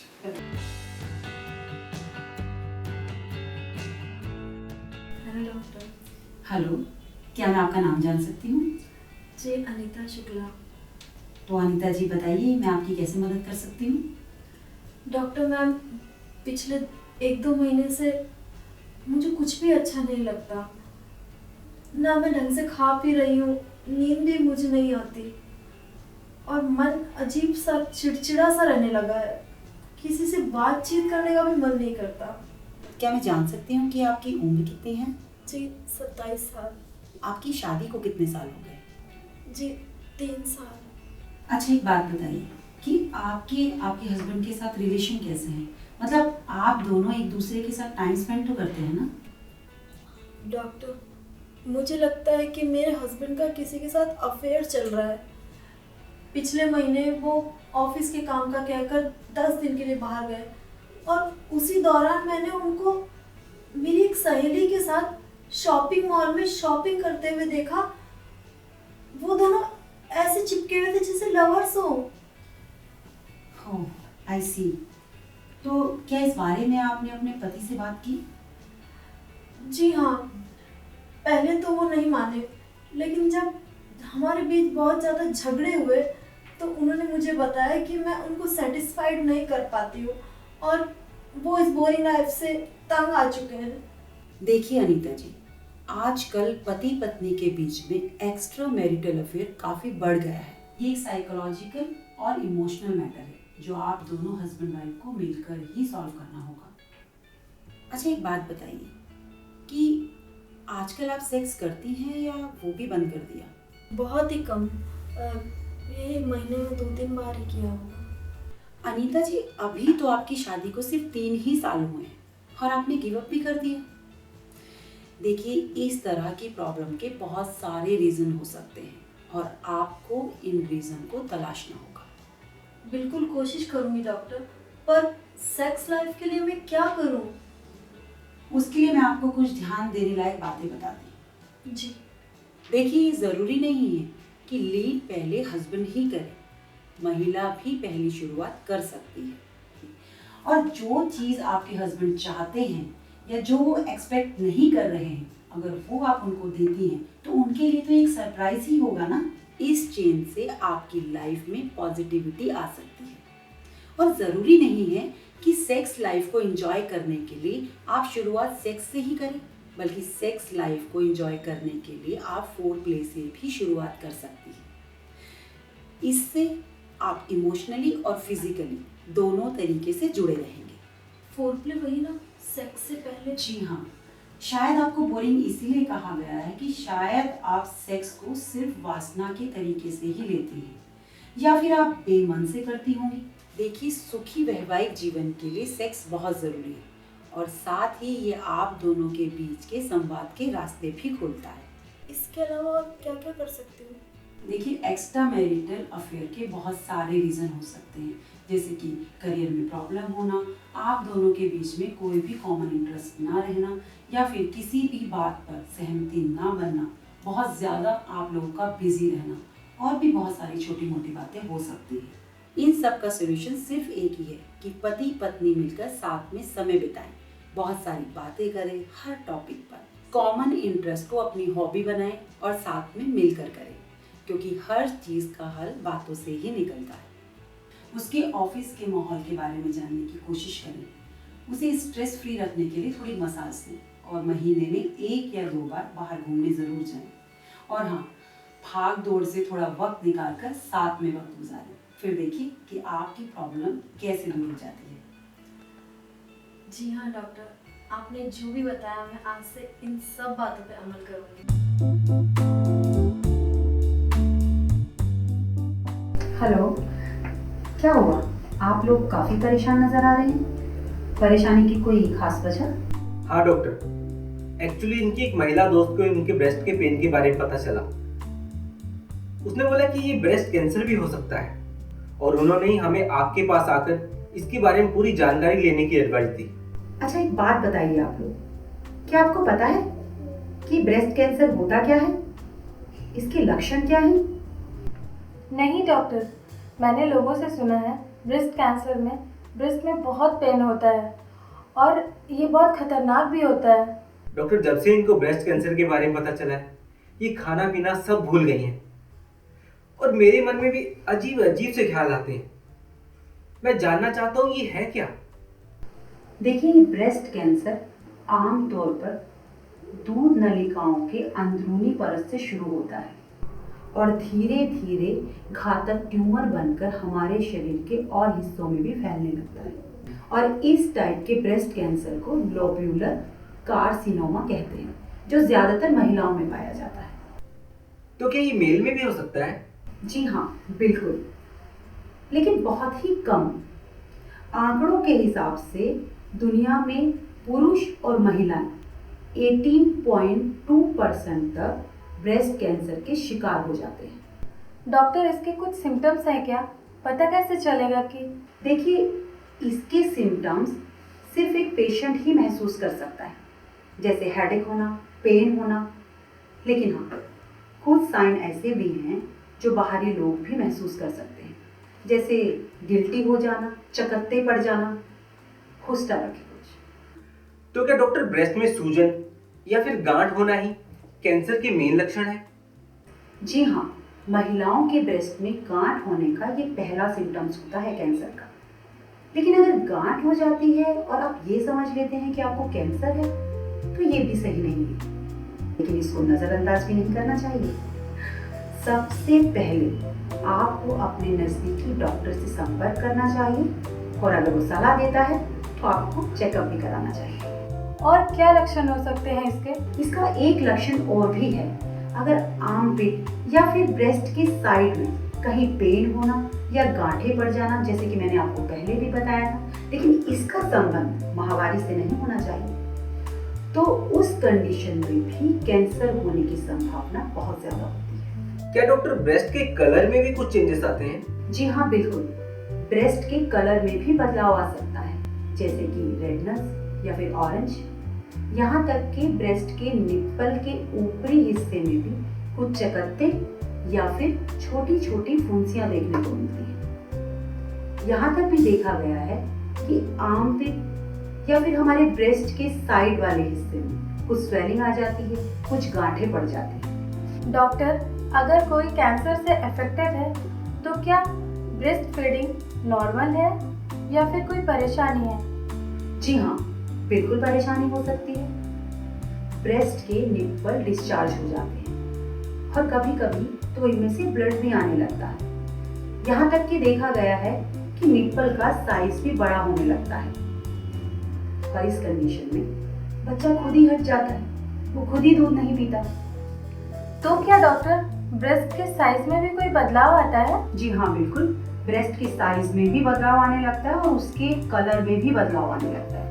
यहाँ तक कि ब्रेस्ट के निप्पल पर एक पापड़ी जैसा सा कुछ जमने लगता है और कुछ दिनों के बाद वो पापड़ी अपने आप ही उतरने लगती है। तो अब तो आप लोगों को काफ़ी समझ आ गया होगा ब्रेस्ट कैंसर के बारे में। अगर उसके बावजूद भी आप लोगों को कोई परेशानी होगी तो आप कभी भी आ सकते हैं। Okay doctor, thank you.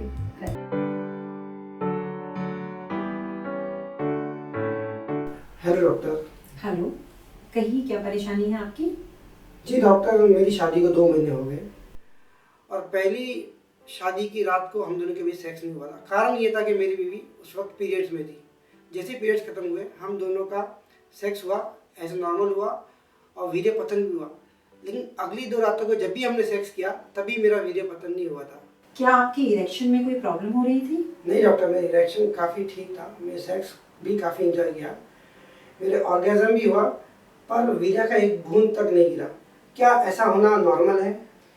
देखिए, आमतौर पर तो ऐसा नहीं होता है, लेकिन फिर भी आपको घबराने की कोई ज़रूरत नहीं है। आप मुझे एक बात बताइए कि क्या आप हस्तमैथुन करते हैं? जी हाँ डॉक्टर, कभी कभी कर लेता हूँ, क्योंकि मैं दूसरे शहर में जॉब करता हूँ और 15 दिन में एक बार अपने घर जाता हूँ। ओके, अच्छा आप मुझे ये बताइए कि क्या हस्तमैथुन के बाद आपका वीर्य पतन होता है? जी हाँ डॉक्टर, यही तो हैरानी वाली बात है कि सेक्स के समय तो होता नहीं है, जब मास्टरबेशन करता हूँ तभी एकदम नॉर्मली हो जाता है। देखिए, आपकी कंडीशन के कुछ फिजिकल और कुछ साइकोलॉजिकल कारण हो सकते हैं। फिजिकल जैसे कि आप बहुत ज़्यादा शराब पीते हैं या फिर बहुत ज़्यादा थकान होना, और साइकोलॉजिकल आपको प्रेगनेंसी का डर होना या फिर आप अपने पार्टनर को खुश कर पा रहे हैं या नहीं, इसको लेकर कॉन्फिडेंस की कमी होना। डॉक्टर, मैं शराब कभी कभी पीता हूँ और थोड़ी थकान भी होती है। रही बात वाइफ की, वो काफ़ी खुश रहती है, पर डॉक्टर ऑर्गेज़म और वीर्य पतन तो एक साथ होना ही चाहिए। आई थिंक ये दोनों बातें एक दूसरे से जुड़ी हुई है ना? जी नहीं, ऑर्गेज़म और इजैकुलेशन दोनों अलग अलग बातें हैं, इसीलिए एक के बिना दूसरे का होना नॉर्मल है। लेकिन आमतौर पर ये दोनों प्रोसेस एक साथ होते हैं, तो लोगों में गलतफहमी हो जाती है कि ये दोनों बातें एक ही हैं। जब आप सेक्स के चरम तक पहुंचते हो तो उस सेक्सुअल एनर्जी के रिलीज होने को हम ऑर्गेज्म बोलते हैं, जिसमें आपकी हार्ट बीट बढ़ जाती है, आपका ब्लड प्रेशर बढ़ जाता है, आपके मसल्स में संकुचन होने लगता है, आपके हाथ पैरों में ऐंठन होने लगती है। जो ये सारी क्रियाएं एक दूसरे में इन्वॉल्व रहती हैं। इजैकुलेशन हम उसे बोलते हैं जब सेक्स के बाद आपके लिंग से वीर्य बाहर निकलता है। इसीलिए इन दोनों क्रियाओं को एक नहीं समझना चाहिए, पर फिजिकल और साइकोलॉजिकल रीजन के अलावा एक और मेडिकल रीजन भी हो सकता है, जिसे हम कहते हैं रेट्रोग्रेड इजैकुलेशन। वो क्या होता है डॉक्टर? रेट्रोग्रेड इजैकुलेशन वो अवस्था है जब इजैकुलेशन के बाद आपका वीर्य बहकर पीछे की तरफ आपके ब्लैडर में चला जाता है, और सेक्स के बाद जब आप यूरिन के लिए जाते हैं तो आपका वीर्य यूरिन के साथ निकल जाता है। ऐसा उन पुरुषों में ज़्यादा होता है जिनको डायबिटीज़ हो, या फिर मल्टीपल स्क्लेरोसिस हो, या फिर उनका प्रोस्टेट का सर्जरी हुआ हो। लेकिन अगर आपको इनमें से कुछ भी नहीं है और उसके बाद भी आपके यूरिन में वीर्य निकल रहा है तो आप यूरोलॉजिस्ट से जाकर चेकअप कराना होगा। हाँ डॉक्टर, मैंने नोटिस किया है सेक्स करने के बाद मेरा यूरिन वाइट होता है, पर मैंने इस पे ज़्यादा ध्यान नहीं दिया। आप आज ही जाकर यूरोलॉजिस्ट से चेकअप करा लीजिए। वैसे तो रेट्रोग्रेड इजैकुलेशन बहुत ज़्यादा खतरनाक नहीं होता है, लेकिन फिर भी अगर आप बच्चे के लिए ट्राई कर रहे हैं तो आपकी इस अवस्था का इलाज होना बहुत ज़रूरी है। जी डॉक्टर, मैं अभी चला जाता हूँ। Thank you very much. Most welcome.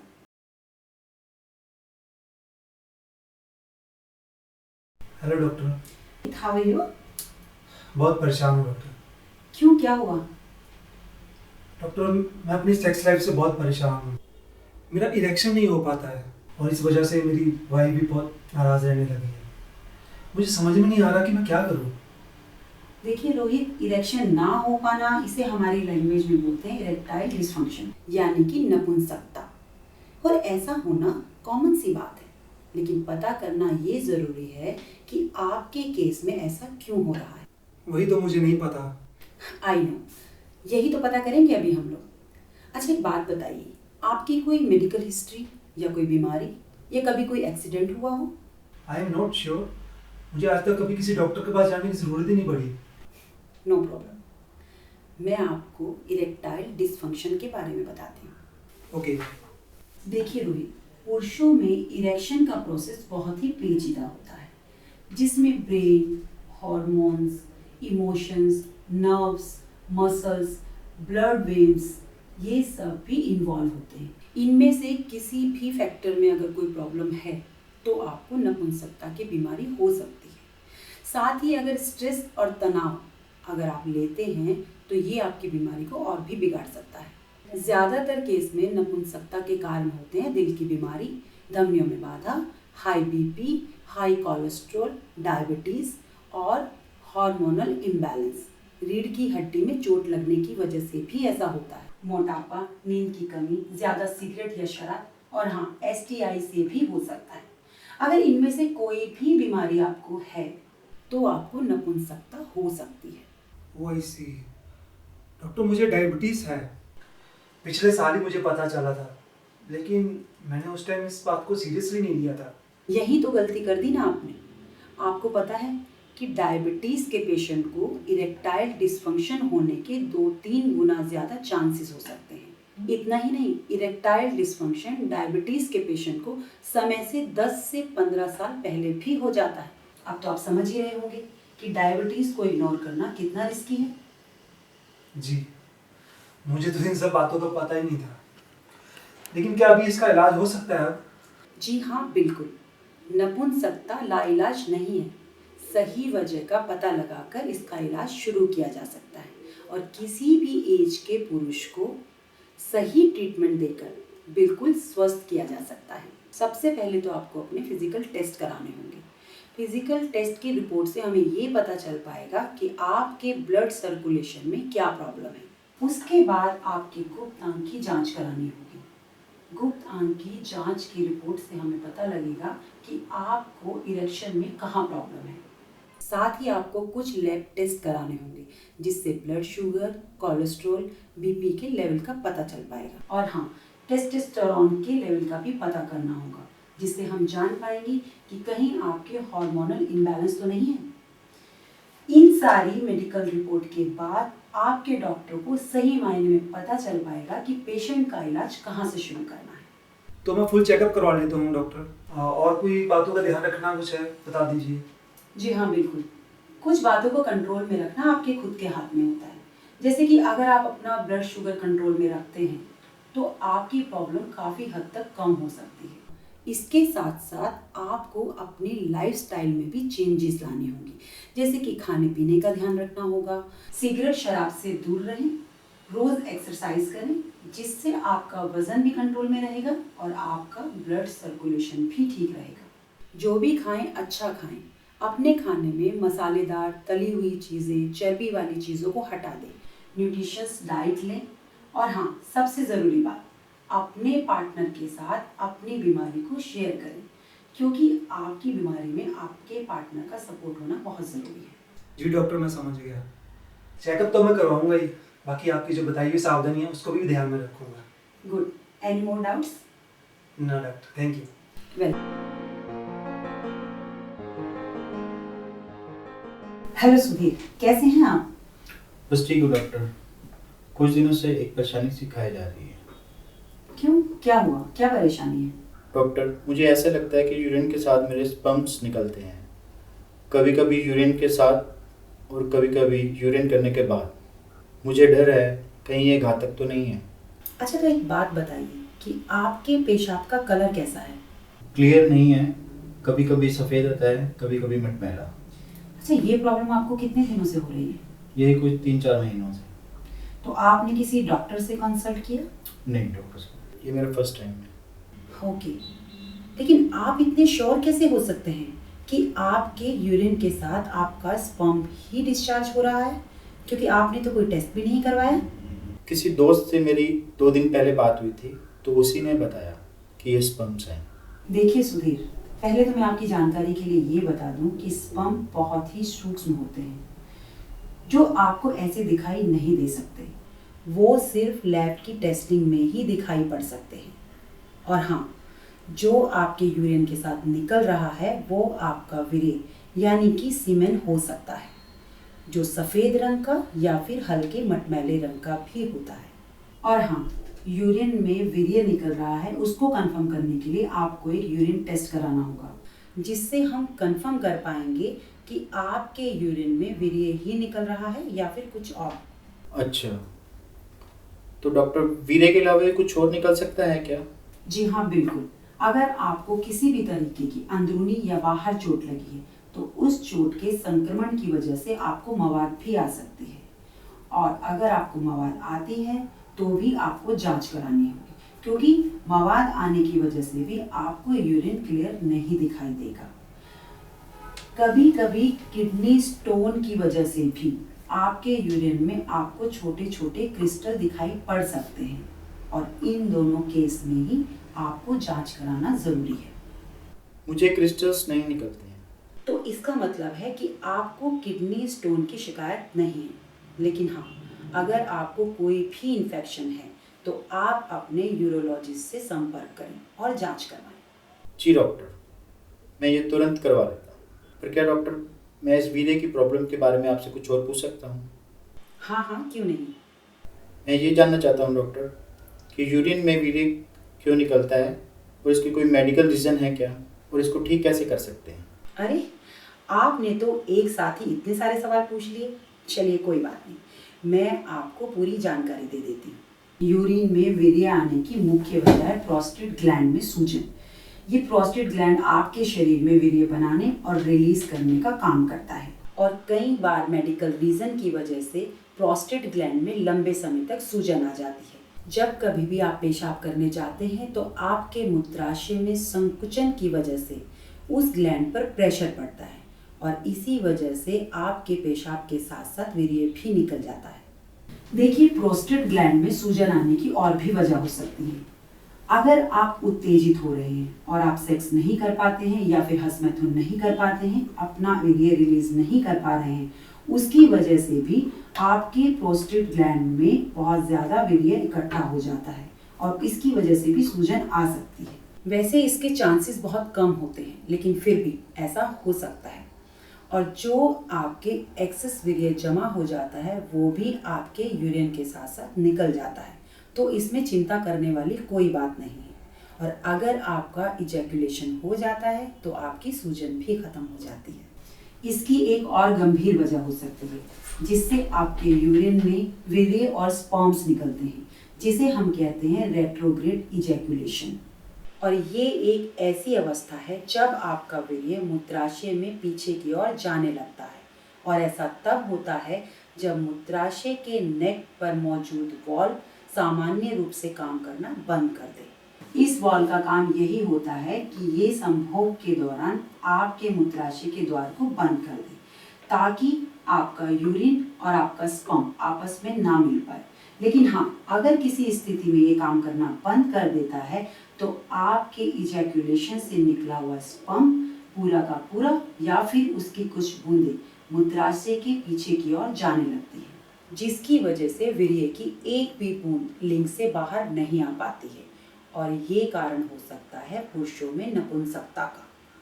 वैसे तो मूत्राशय में जाने वाला वीर्य कोई नुकसान नहीं देता है, क्योंकि वो यूरिन में घुलकर बाद में बाहर आ जाता है, लेकिन फिर भी आपको इसका इलाज करा लेना चाहिए ताकि आप नपुंसकता से बच सकें। तो डॉक्टर इसका इलाज कैसे किया जाए? देखिए, जहाँ तक इलाज की बात है तो उसके लिए सबसे पहले आपको अपना यूरिन टेस्ट कराना होगा, क्योंकि उसी से हमें मालूम पड़ेगा कि आपके यूरिन में वीर्य निकल रहा है या फिर मवाद निकल रही है या फिर कुछ और। तो सबसे पहले जाकर आप अपना टेस्ट करवाइए। और हाँ, इसके साथ साथ आप कुछ सावधानी बरत सकते हैं।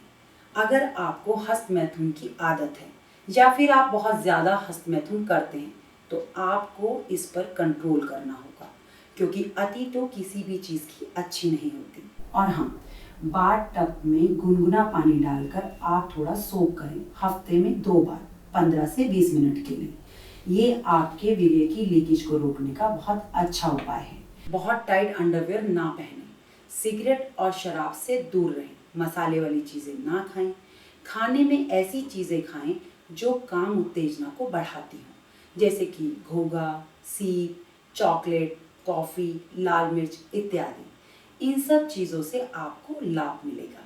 जी डॉक्टर, ठीक है, मैं अभी जाके अपना यूरिन टेस्ट करवाता हूँ। गुड। आई होप कि आपको आपके सवालों के सभी जवाब मिल गए होंगे। Thank you very much. Welcome. Sorry mister Kamal, कल मुझे आपका अपॉइंटमेंट कैंसिल करना पड़ा। No problem doctor.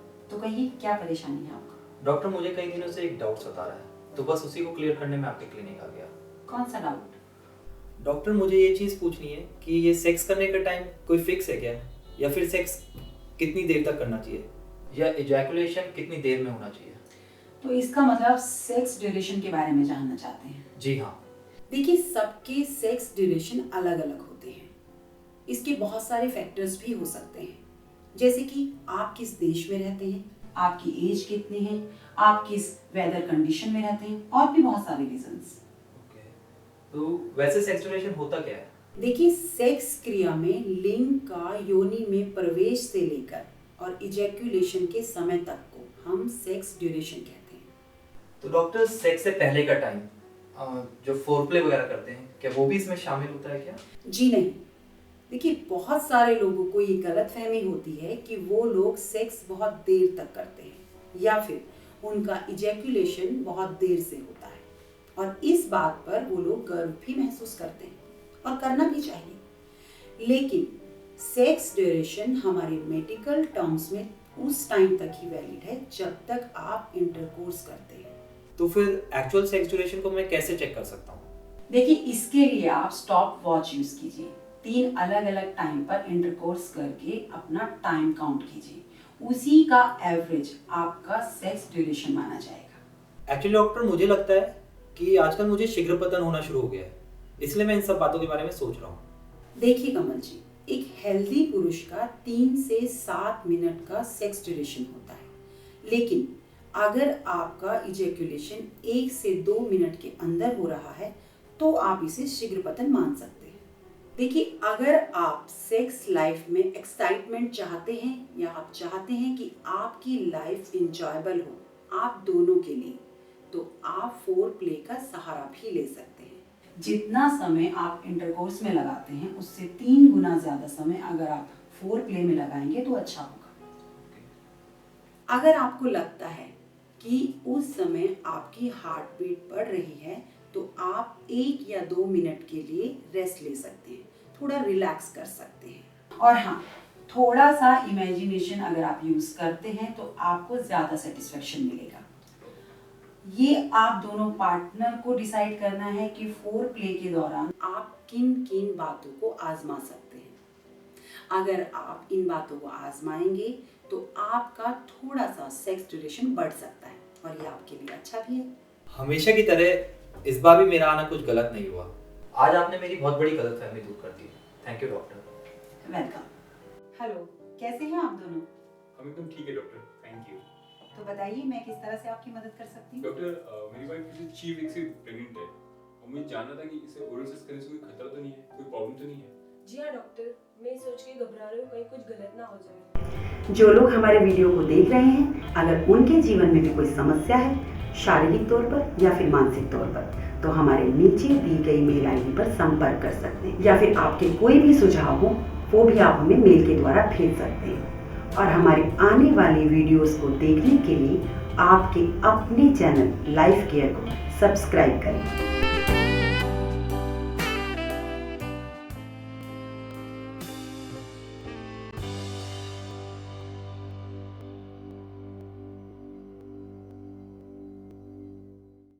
जो लोग हमारे वीडियो को देख रहे हैं, अगर उनके जीवन में भी कोई समस्या है, शारीरिक तौर पर या फिर मानसिक तौर पर, तो हमारे नीचे दी गई मेल आईडी पर संपर्क कर सकते हैं, या फिर आपके कोई भी सुझाव हो वो भी आप हमें मेल के द्वारा भेज सकते हैं। और हमारे आने वाली वीडियोस को देखने के लिए आपके अपने चैनल लाइफ केयर को सब्सक्राइब करें।